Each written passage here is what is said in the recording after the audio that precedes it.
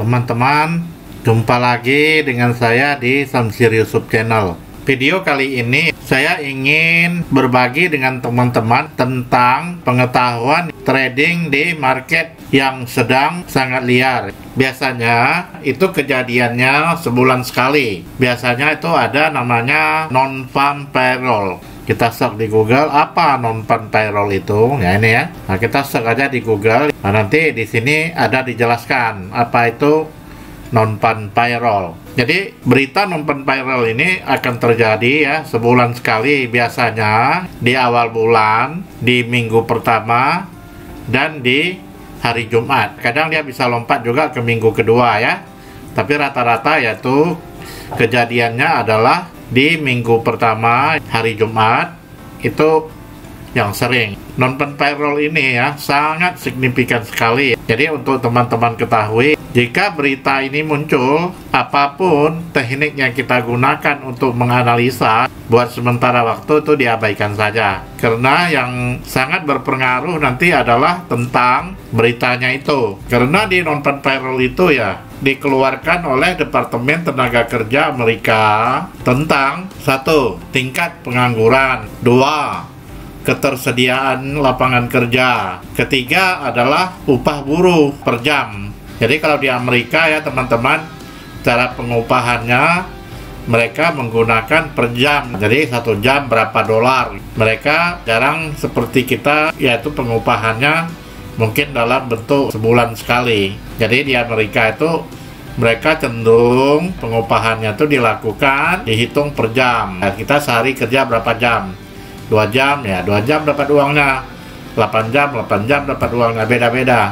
Jadi sebenarnya ya lebih fair ya. Jadi sama-sama kedua belah pihak tidak dirugikan, terutama pengusaha dan karyawan. Ya artinya kita menyediakan waktu kita untuk bekerja, kita baru dibayar gitu.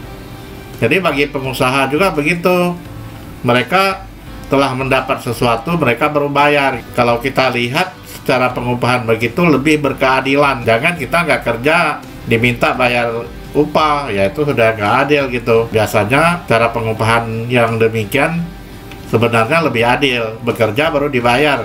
Kalau nggak kerja ya nggak dapat duit. Nah, jadi upah harian, upah per jam itu juga bisa mengindikasikan keadaan ekonomi di Amerika. Kalau upah buruhnya itu naik, itu menandakan apa?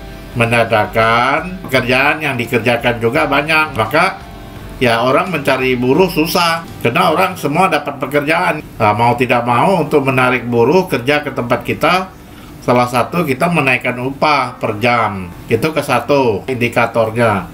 Kedua adalah tingkat pengangguran. Itu juga diperhitungkan. Kalau tingkat pengangguran di bulan itu tingkat penganggurannya banyak, artinya kan karena orang banyak nganggur, otomatis ekonomi nggak jalan, orang nggak belanja, nah, ekonomi nggak muter. Ketiga adalah ketersediaan lapangan kerja. Jadi ketersediaan lapangan kerja juga diperhitungkan. Jadi kalau lapangan kerjanya banyak, itu artinya ekonomi bagus. Jadi berita non-farm payroll ini termasuk ini namanya big news, ya, yaitu berita besar. Jadi, berita non-farm payroll ini sebenarnya pisau bermata dua ya. Ada juga orang sengaja, trader-trader profesional, menantikan berita-berita begitu, karena ini adalah suatu peluang juga untuk mendapatkan keuntungan yang besar. Kayak di sini, contohnya ya, ini saya ambil pairnya gold ya. Bulan kemarin tuh kejadiannya tanggal 2 Juli. Nah ini, udah saya kasih warna ini ya. Ini kejadiannya itu jam 7.30 ya. Kita lihat teman-teman. Ini kan saya menggunakan time frame 30 nih. Oke, sekarang saya kecilkan 15 ya. Kita lihat. Nah, ini. Oke, saya turunkan lagi menjadi 5 ya. Nah, nih. Kalau saya turunkan menjadi 5 kan lebih kelihatan ya, liarnya gitu. Kalau tadi time frame besar kan nggak kelihatan. Ini kejadiannya adalah jam 7.30. Setelah berita non-farm payroll itu keluar, maka market akan bergelap liar begini. Jadi ada 2 alternatif teman-teman. Jika teman-teman orang yang lebih tipenya safety, yang lebih mencari aman gitu ya, sebaiknya teman-teman boleh off dulu sewaktu berita ini. Jika ada berita ini teman-teman off dulu lah. Nanti setelah berita selesai mau open boleh gitu, karena arahnya sudah lebih jelas. biasanya itu dalam gejolaknya itu sekitar dalam 30 menitan gitu. Lihat, ini teman-teman, kalau kita tarik ini ya teman-teman ya, ini kan satu candle 5 menit ini ya. Ini kalau kita tarik sampai sini, lihat 176 pip teman-teman. Lihat, bisa aja dari sini langsung turun. Pertama kan waktu berita turun ini harga ditarik dulu. Kalau kita tradingnya lot besar, kita sudah deg-degan ini diseret dulu nih. Ini sudah mulai ada riak-riaknya sebenarnya dari sini, yaitu sebelum beritanya muncul ini udah ada riak-riak turun kan. Lalu setelah beritanya muncul langsung turun ke sini. Setelah turun ke sini langsung aja dari bawah ini dia tarik ke atas lagi. Ini semulanya ini dua-dua hijau nih candlenya ini. Ini juga hijau. Lalu dia close sampai di sini kan. Ini dia open di sini, ketarik ke atas jadi hijau, turun lagi seri ke bawah, lalu dia closing lagi di sini. Ya, inilah namanya non-pan viral ya teman-teman. Jadi buat trader-trader pemula, hati-hati. Teman-teman trader pemula itu bisa cari berita di Forex Factory atau di investing.com.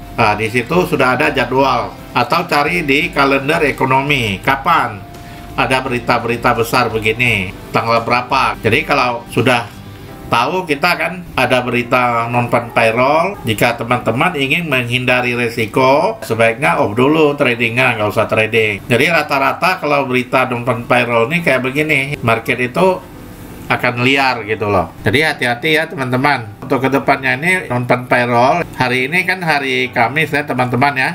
Nah, ini besok malam ada non-pan payroll lagi. Teman hati-hati ya kalau trading. Jadi untuk non-pan payroll ini saya tadi sudah cerita ya, pisau bermata dua. Ada juga orang sengaja cari menunggu berita besar begitu. Karena juga itu kalau bagi yang sudah profesional itu kan menjadi kesempatan, menjadi suatu peluang untuk meraup keuntungan yang lebih besar. Dan biasanya kalaupun ya ingin coba-coba trading di market non-pan payroll, teman-teman harus menggunakan time frame yang kecil, yaitu time frame 1 menit ini. Nah gitu. Jadi kalau kita mau trading di market non-pan payroll ini, kita harus menggunakan time frame yang kecil, yang 1 menit, karena pergerakannya itu cepat gitu loh. Lalu kita harus melihat titik support resisten terkuat di mana. Umpamanya kita sudah mendapatkan resistennya 200 pip di atas harga running sekarang, supportnya 200 pip umpama ya di harga running sekarang. Nanti teman-teman sewaktu harga sudah menyentuh ke level support, di situ kita boleh buy. Ataupun harga sudah menyentuh ke level resisten kuatnya, atau di situ ada level-level supply, ya nanti kita bisa di situ. Kalau saya punya ya, ini indikatornya udah lengkap. Nah begini, ini di atasnya saya kan sudah pasang nih level-level supply demand ya, supply demandnya udah ada. Lalu saya akan nanti kombinasikan dengan level-level Fibonacci. Level-level Fibonacci-nya kemarin sekarang saya ambil data kira-kira 1 bulan gitu. Level-level Fibonacci saya sudah ada ini. Nanti saya lihat lagi level Fibo yang berdekatan dengan daerah supply atau daerah demand. Yaitu namanya daerah-daerah kuat. Nanti saya tunggu dia di situ. Kalau dia ke atas, saya akan menunggu dia sudah kena daerah supply. Mungkin saya di situ akan mengambil posisi sell. Dan kalau dia sudah ke bawah ya, tertahan, dia di posisinya demand, dan di situ juga ada level-level Fibo yang signifikan, maka saya akan mengambil buy. Begitu ya teman-teman. Itu saja informasi saya untuk teman-teman newbie agar berhati-hati bila menjumpai big news seperti non-pan payroll. Mungkin itu saja, semoga bermanfaat bagi kita semua. Semoga teman-teman semua dalam keadaan sehat walafiat dan senantiasa diberkati oleh Tuhan Yang Maha Kuasa. Cukup sekian dan terima kasih.